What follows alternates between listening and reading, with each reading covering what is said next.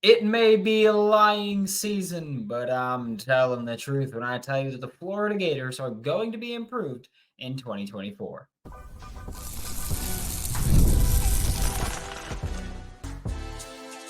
You are Locked On Gators, your daily podcast on the Florida Gators. Part of the Locked On Podcast Network, your team every day.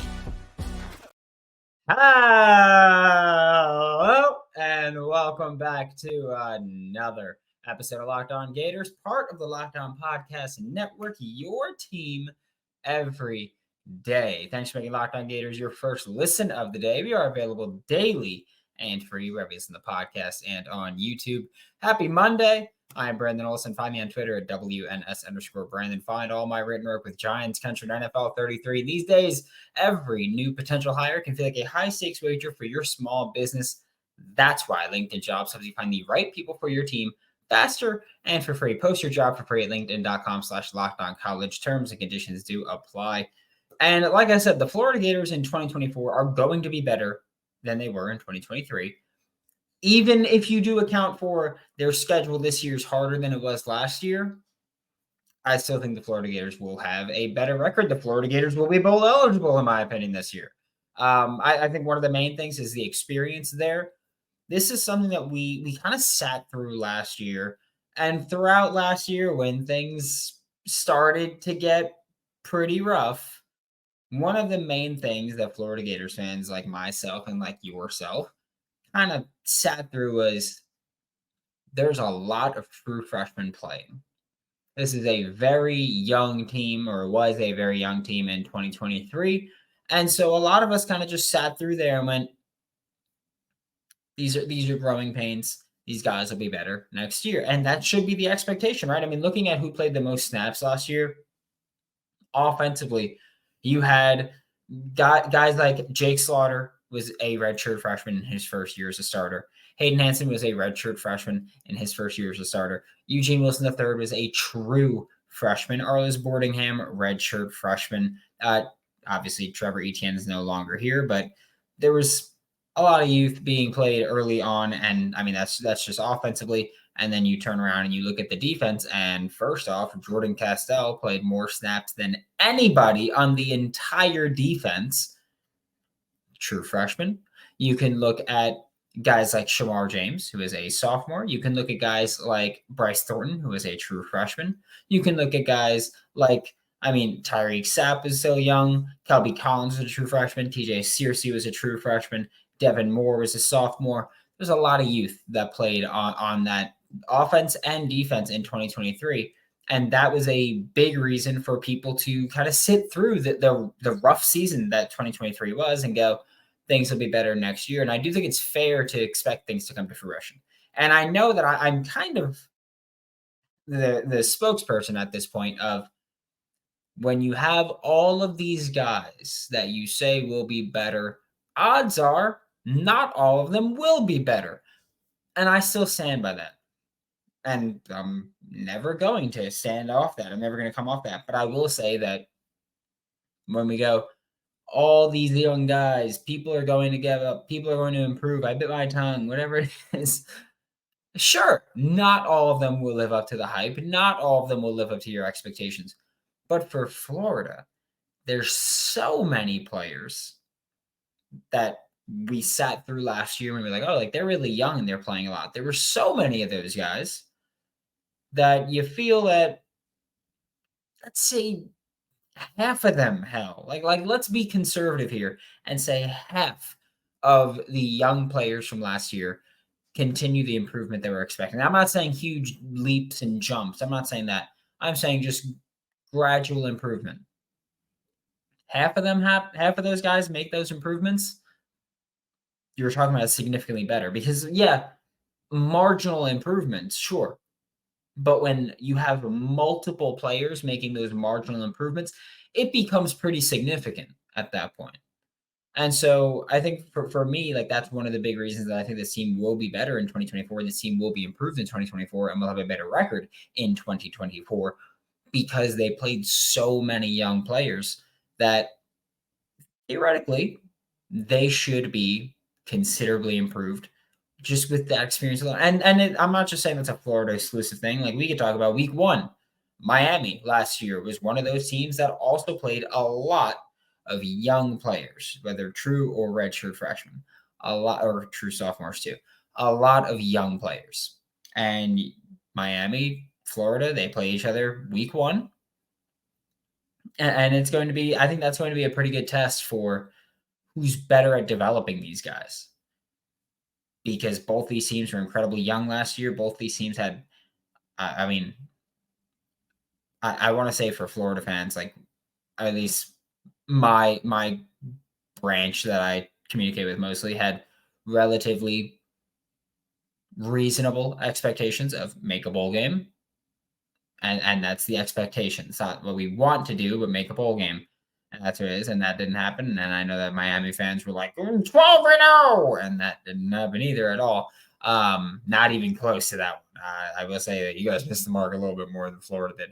But I do think that that's going to be a true test for who's developing guys. And then you also look at the experience that the Florida Gators brought in through the transfer portal. And they brought in a lot of guys with a lot of valuable experience. Joey Slackman was a multi-year starter at Penn. And also, I understand that, yes, Penn to Florida is a huge jump. That doesn't make you any less experienced. That makes you less experienced at the SEC level.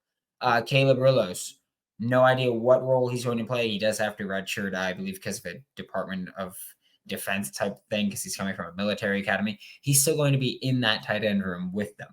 Like, he's still going to be there. Asa Turner started for the national runner-up Washington Huskies. Started there. DJ Douglas started for Tulane. Multi-year starter. Devin Manuel played, didn't start. George Gums didn't start. Grayson Howard played last year. Shimmery DK has been in college for multiple years. Trickweez Bridges has been in college for multiple years. Brandon Crenshaw Dixon, a multi-year starter. Florida brought in a lot of multi-year starters. I don't think it's unreasonable to say that bringing in that experience is going to help. And by multi-year starters, I do mean in the sense of starters for Florida and guys that were starters elsewhere and won't be starters for Florida. So I do think that Florida, you brought in, like, you have your own natural experience of guys that committed to Florida, moved to Gainesville, went through however long of their career, the first 2 years tops of their careers. And last year we were sitting through and we were like, oh yeah, they're young. Like, we'll see what happens. And then this year should be a bigger jump. Or there's guys that you had last year at other schools came over to Florida and now had the years that we're hoping they're going to have in their first year in Gainesville. You've added a lot of experience, both in terms of actually getting playing time and bringing in guys who have that playing time already. So this is a much more experienced team in 2024, where we could take the they're really young and chalk that one, just throw it out the window, because you are not going to have that excuse this year if things don't go well. It's not going to be an acceptable excuse unless injury forces this to be a very young team, which, knock on wood, hope doesn't happen. We are about to talk about one of the other things that I do think really helps Florida improve for 2024, and that's the coaching staff. But first, we're going to get a quick word from LinkedIn. When you're hiring for your small business, you want to find quality professionals that are right for the role. That's why you have to check out LinkedIn Jobs. LinkedIn Jobs has the tools to help you find the right professionals for your team faster and for free. And LinkedIn isn't just some other job board. LinkedIn helps you hire professionals that you can't find anywhere else, even those who aren't actively searching for a new job, but might be open to the perfect role. In any given month, over 70% of LinkedIn users don't visit other leading job sites, because why would you when you have the best one right in front of you? Like, if you're not looking on LinkedIn, you're looking at the wrong place. On LinkedIn, 86% of small businesses get a qualified candidate within 24 hours. Yeah. Hire professionals like a professional. This isn't Bush League. This isn't the ACC. Okay? Just saying. Post your job for free at linkedin.com/lockedoncollege. That's linkedin.com/lockedoncollege to post your job for free. Terms and conditions do apply. The Florida Gators coaching staff deserves plenty of criticism. However, the coaching staff in 2024 is improved from the coaching staff in 2023. We'll start with the biggest complaint. Billy Napier is still calling plays, or at least that's the plan at this point in time, is that Billy Napier is going to call the offensive plays this fall. But even with that, like, because nobody likes that. Okay. There's, I think, two camps here of, or I guess you could say three, but there's Billy Napier should not be calling plays at all, shouldn't have anything to do with the offense. The scheme stinks, all that stuff. There's Billy Napier's doing fine. Look at the yards per game they had and all that stuff. And that's the wrong camp to be in. However, so is the other one. The right camp is the camp that I am in, which is obviously the one that I would say is the right one. But the scheme is okay. Like, scheme's fine. The play calling itself needs to be improved. Okay, whether it's situationally or just not being able to consistently move the ball, not being able to consistently finish drives, all that stuff. That's where I stand. That's where I think most people should be. Because some of the complaints that people make just don't make sense. Like, I don't like the wide zone stuff. Then stop watching football in 2024. Just saying. So that part doesn't make sense. The hating on 12 personnel, hating on condensed sets. A lot of it'll work in 2024 if you've built the right staff. And this is also with so many teams, or if you build the right roster, this is also the way that so many teams operate right now. So it's clearly not the scheme, it's the play calling that doesn't work. And I think that's a fair complaint to have. Like, I'm not going to say that. However, separate from that, the staff surrounding Billy Napier has improved. Russ Callaway being promoted to co-offensive coordinator. Yeah, ideally, he's the one calling plays. I think a lot of us stand there.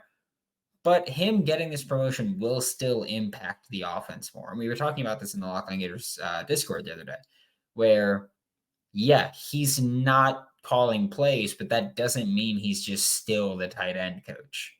Like, it wasn't that, we're just going to give him this job or this job title to make salary work so that we can keep him because NFL teams wanted him. No, he's still going to have an increased workload and increased responsibilities. That was the big selling point, was that maybe it's calling plays too, but he's going to take on a bigger workload so that Billy Napier can take on less of a workload there. And be a better head coach, and because he just bit off too much. So yeah, I would have preferred Russ Callaway calling plays, but also just because Billy Napier's calling plays doesn't mean that Russ Callaway's input doesn't matter. You're probably still going to see things open up a little bit. We saw in the spring game, we saw some new things, we'll say, that were a bit different from last year schematically. I would expect to see those in game this year at some point. Just maybe not a ton, but just some kind of changes that we could see made here. So I do think that Russ Callaway's presence alone as an actual co-offensive coordinator matters more now this year than it did last year. Last year, he gave some input and things improved as the year went on, and the offense got better as the year went on. But I do think that you'll see an even bigger improvement now that you've had a full offseason of Russ Callaway being in a respected spot here. Because also, don't forget, last year, Russ Callaway got hired after the start of spring ball as the tight ends coach. Prior to that, he was like a GA or an analyst on the defensive side of the ball. And then the 2023 spring came around, and he got promoted during spring ball to be tight ends coach. It's not like he had a full cycle like he has this time. Also, defensively, Austin Armstrong is still going to call defensive plays, but Billy Napier hired one of my favorite coaches on the planet, and Ron Roberts, as the linebackers coach, but also head coach of the defense, but also yada, yada, yada. Ron Roberts is going to help improve the defensive calls in many ways, I think. I think one way is going to be situationally. Like last week, we had the 4th and 17 against Missouri pop up because Manny Nunnery, when he hit the portal, basically called it a stupid call. And you could say, sure, like maybe you blitz there. Maybe. Just saying. That's what I would do. And I mean, look, Ron Roberts last year, Auburn had Brock Bowers clamped up until the final drive of the game for Georgia. Like they were completely shutting Brock Bowers down. And then that last drive happened, and that's where Brock Bowers kind of broke out. But that's one of those like great players make great plays in great moments like that, right? Like that's the same. Big time players make big time plays in big time situations. That's what happened with Brock Bowers. But for the huge majority of that game, they had clamped on him. And I've spoken before about this a lot about this, where I think Ron Roberts' presence will help Austin Armstrong find the aggressiveness that he had at Southern Miss, but be more SEC friendly here. Because you can't just take the let's just blitz the lights out approach in the SEC like he did at Southern Miss. You have to kind of find your happy medium. And I think he spent a lot of 2023 trying to find that. And I think Ron Roberts will help him find that better of like, hey, blitz the nickel more, blitz the star more, blitz your deep safety more. Stop just making it linebacker or nobody. And so I think that we'll see some improvement there. Even if you want to take play calling or game planning out of the equation, purely coaching that position, you improved at defensive line, linebacker, and defensive backs coach. Your edge coach didn't change. So defensive line going from Coach Chaos to Gerald Chapman, improvement. Like the defensive line was bad last year, straight up. Not just talent-wise, like they played worse than they should. Okay, Gerald Chapman has done more with less. Like Tulane's defensive line was sick last year. Linebacker coach, Ron Roberts, that's the position he'll be coaching. Jay Bateman, I think, had a pretty good reputation of he's a pretty good recruiter at linebacker. He tends to take cycles of like, we're going to kill this cycle recruiting-wise, and then we're going to kind of be lackadaisical. But he didn't really have the reputation of he's a great linebacker developer, great linebacker coach. Ron Roberts will be a better one at that. I mean, we saw the Baylor guys when he was there put a couple into the league. Defensive backs coach. Though Corey Raymond is still going to be considered one of the greatest defensive back coaches on the planet. He phoned it in Gainesville. Will Harris not phoning it in. And we can see that even in the spring game. We saw that the presence of the defensive backs, they were more physical, more aggressive, and they wanted to be there more. And that was huge. I do think that there's an emphasis on situational decision-making as well, which I don't know if that's some of the analysts or whatever, maybe, but like, look at this, the press conference after the spring game. If you didn't watch the spring game, or if you don't remember whatever, they kind of simulated the end of the Arkansas regulation again of like, oh, we got to have a drive. We got to get the ball, got to get close into field goal range, spike the ball, and get the field goal unit out there. And it was discombobulated mess at the end of the spring game. However, in that post-game press conference or in the post-spring game press conference, Billy Napier went out there and he's like, hey, Arliss Boardingham needs to be better there because Arliss caught the ball, tried to make a spin move, tried to break some tackles, and that's not okay. Like you have to catch the ball, hit the ground so that we can come and spike the ball, and then we can deal with it there. And so things like that, we're at least acknowledging a situational moment that needed to be better. At least doing that is something that I will say, hey, if you can do that in the regular season of coach them up beforehand instead of only being like, oh, well, he should have did this. Like acknowledging that, hey, situationally, we need to be better could go a long way. Like if you're better situationally, you don't lose the Missouri game. You don't lose the Arkansas game. Like you, both of those are wins if you're better situationally. Arkansas, you don't have to burn the timeouts. You don't have to worry about the illegal substitution penalty. Missouri, you don't blow the 4th and 17. And those were the two main games that were screwed situationally. A lot of the other losses were multi-score losses, and I'm not going to say one play away. So I'm not going to do that. But those two games, like 7-5 is a hell of a lot better than 5-7 when you're ending year 2 of your career in Gainesville, or year 2 of your tenure in Gainesville. Another area where I think the Florida Gators got improved from 2024 to 2023 is just their overall depth We'll talk about that in a quick second, but first, a quick word from FanDuel. Today's episode of Locked On Gators is brought to you by FanDuel, America's #1 sportsbook. And yeah, just checking my watch. It's Dame time. Dame time. I mean, Damian Lillard, 35 points in the first half, 0 in the second. So I am so sorry for those of you who bet 40 points. But bad beat.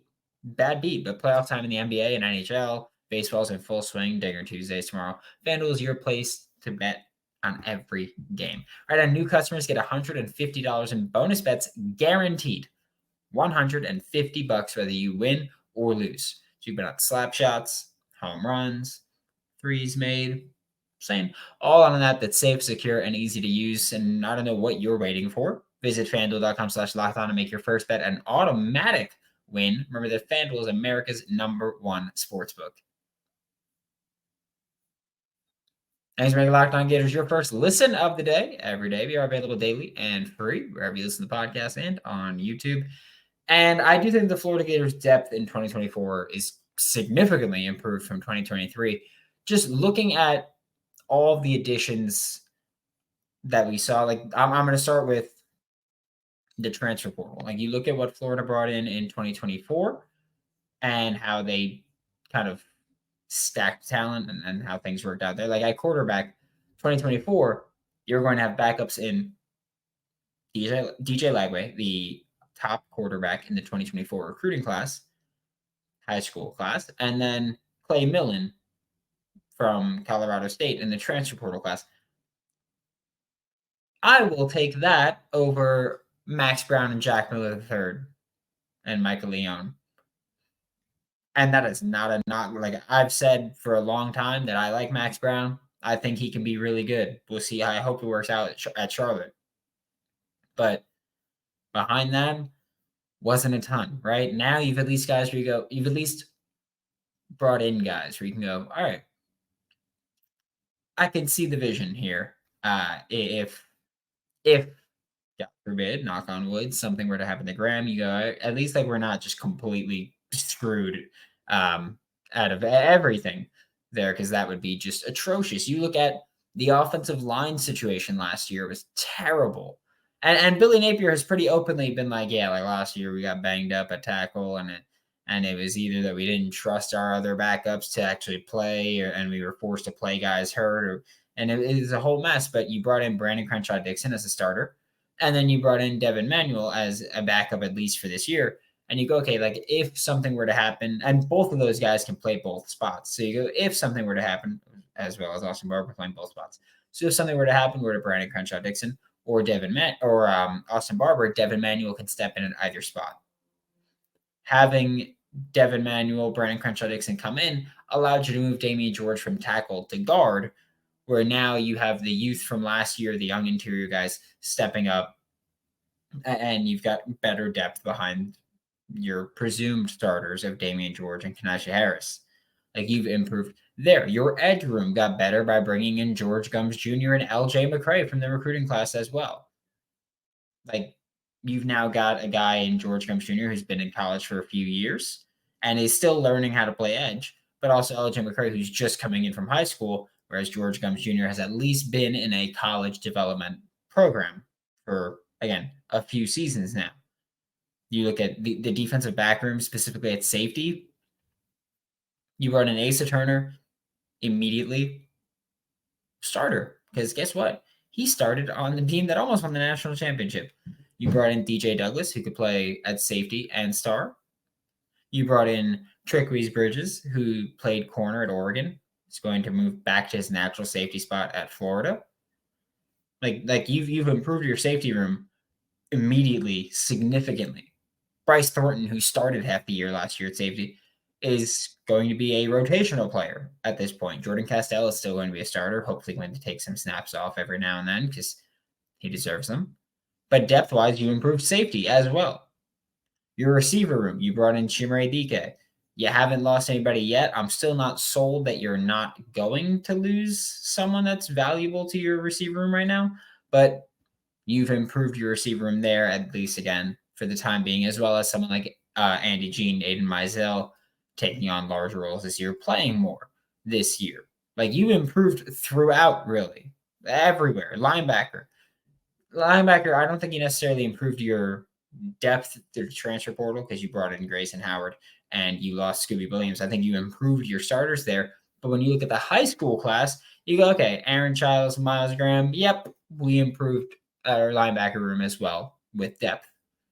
High school really took the approach of depth there for 2024, but your linebacker room significantly better this year. Your running back room, you lost Trevor Etienne, so you lost a starter. I'm considering them both starters. I don't care about the 1A, 1B, who had more carries, catches, whatever. You lost a starter there. For a team that rotated as frequently as Florida did, you can call him starter. So you lost a starter. And sure, Montrell has to take on a bigger role. Treon Webb has to take on a bigger role. But also your running back room now has Cam Carroll returning from injury. You have Kanan Daniels, KD Daniels. You have Jaden Ball. You've improved your running back room depth-wise. Like, now you have multiple guys that you feel can play, whereas last year was really Montrell and Trevor and occasionally Treon Webb. But again, I wasn't super sold on Treon Webb. I'm not going to pretend I was. But you've improved there as well. Receiver room, you also added Tank Hawkins, TJ Abrams, get a little more versatility in there. Edge room, you also added Brian Taylor, who is a JUCO kid that came in. You added a lot from just this 2024 cycle to improve your depth. And depth is a huge issue last year because one guy'd go out and it's like, oh, God, now we're in a rough spot, right? So all the portal guys either move 2023 starters to the bench or give the Gators an experienced backup. All of the freshmen are coming in, and I'm not saying moving starters to the bench, but the freshmen are coming in and giving you a better running back 3 than you had last year.